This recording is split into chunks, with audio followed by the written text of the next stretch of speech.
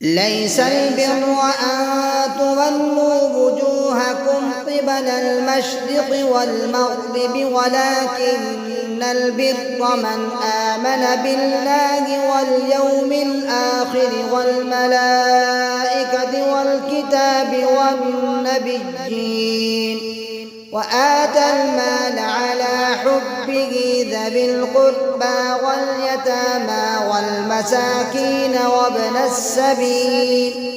وابن السبيل والسائلين وفي الرقاب فأقام الصلاة وآتى الزكاة والموفون بعهدهم إذا عاهدوا والصابرين في البأساء والضراء وحين البأس أولئك الذين صدقوا وأولئك هم المتقون. يا أيها الذين آمنوا كتب عليكم القصاص في القتلى الحر بالحر والعبد بالعبد والأنثى بالأنثى فمن عفي له من أخيه شيء فاتباع بالمعروف وأداء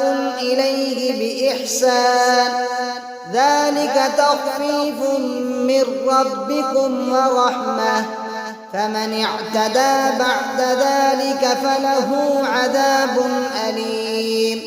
فلكم في القصاص حياة يا أولي الألباب لعلكم تتقون. كتب عليكم إذا حضر أحدكم الموت إن ترك خيرا الوصية للوالدين والأقربين بالمعروف حقا على المتقين فمن بدله بعدما سمعه فإنما إثمه على الذين يبدلونه إن الله سميع عليم.